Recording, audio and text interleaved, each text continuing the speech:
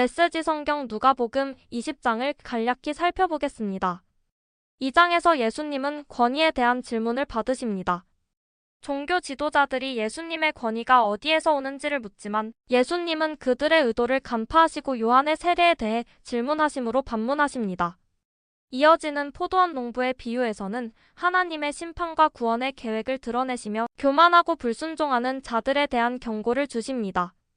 또한 세금을 가이사에게 내는 문제와 부활에 관한 질문을 통해 재치 있고 지혜롭게 답변하시며 하나님의 뜻을 설명하십니다. 마지막으로 예수님은 다윗의 자손으로 오신 메시아의 정체를 밝히시며 외식적인 종교 지도자들을 경고하십니다. 누가복음 20장은 예수님의 지혜와 하나님의 권위를 다시 한번 깊이 생각하게 하는 중요한 메시지를 담고 있습니다. 메시지 성경 누가복음 20장 말씀으로 들어갑니다. 하루는 예수께서 성전에서 백성을 가르치며 메시지를 선포하고 계셨다. 대제사장과 종교학자와 지도자들이 그분께 맞서며 따졌다. 당신의 신임장을 보여주시오. 누구의 권한으로 이렇게 말하고 행동하는 겁니까? 예수께서 대답하셨다. 먼저 한 가지 묻겠다. 요한의 세례에 관한 것인데 그것이 누구에게서 온 권한이냐? 하늘이냐? 사람이냐? 그들은 자기들이 궁지에 몰린 것을 알아차리고는 뒤로 물러나와 모여서 수군거렸다. 하늘이라고 하면 왜 요한을 믿지 않았느냐고 물을 것이고, 사람이라고 하면 요한을 하나님의 예언자로 굳게 믿고 있는 백성이 우리를 갈기갈기 찢어놓을 것이다. 그들은 이번은 예수께 양보하기로 하고 자신들은 모른다고 말했다. 예수께서 말씀하셨다. 그렇다면 나도 너희의 물음에 대답하지 않겠다. 못된 소장농들 이야기. 예수께서 백성에게 또 다른 이야기를 들려주셨다. 어떤 사람이 포도원을 세우고 그 포도원을 소작농들에게 맡기고 먼 길을 떠났다. 그는 오랜 시간 동안 떠나 있다가 때가 되자 수확하려고 소작농들에게 종을 한 사람 보냈다. 그러나 소작농들은 그 종을 마구 때려 빈손으로 돌려보냈다. 주인이 다시 한번 다른 종을 보내자 소작농들은 그 종도 멍이 들도록 때려 빈손으로 돌려보냈다. 주인이 세 번째로 종을 보내자 소작농들은 그 종을 머리부터 발끝까지 두들겨 패서 길거리에 내다버렸다. 그러자 포도원 주인이 말했다. 이렇게 해야겠다. 내 사랑하는 아들을 보내자.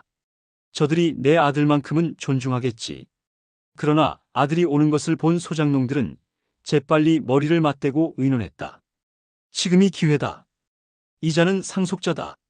그를 죽이고 우리가 재산을 다 차지하자. 그들은 그 아들을 죽여서 울타리 밖으로 내던졌다. 너희 생각에는 포도원 주인이 어떻게 할 것 같으냐? 맞다. 그가 와서 그들을 다 없애버릴 것이다. 그리고 포도원 관리는 다른 사람들에게 맡길 것이다.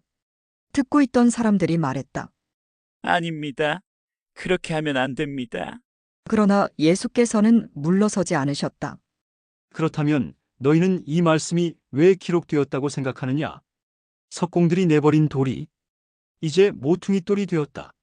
누구든지 이 돌 위에 걸려 넘어지는 사람은 그 몸의 뼈가 다 부러질 것이요. 이 돌이 그 사람 위에 떨어지면 그는 완전히 가루가 될 것이다. 종교학자와 대제사장들은 당장 예수를 잡고 싶었으나 여론이 두려웠다.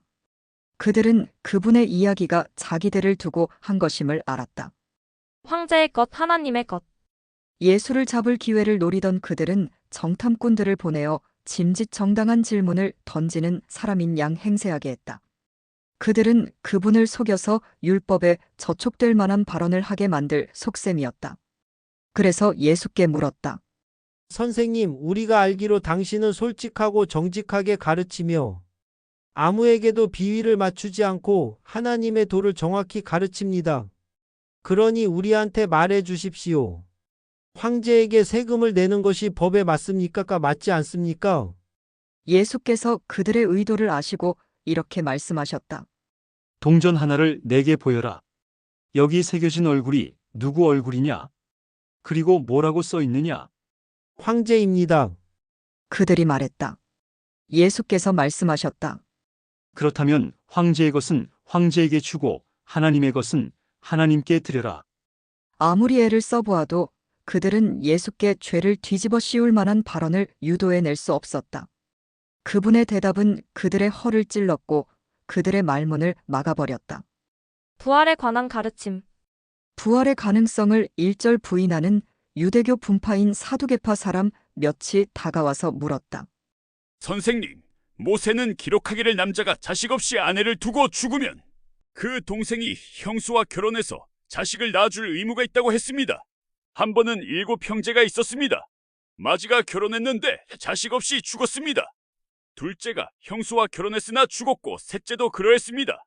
7 형제가 다 차례대로 그렇게 했으나 자식이 없었습니다. 마지막에는 여자도 죽었습니다.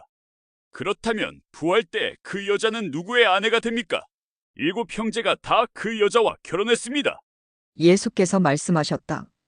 이 땅에서는 결혼이 중대한 관심사지만 저 세상에서는 그렇지 않다. 죽은 사람들의 부활에 참여하는 사람들에게 결혼은 더 이상 관심사가 못 된다. 죽음도 마찬가지다. 너희야 믿지 않겠지만 그들에게는 더 나은 관심사가 있다. 그때에는 하나님과 최고의 기쁨과 친밀감을 나눌 것이다.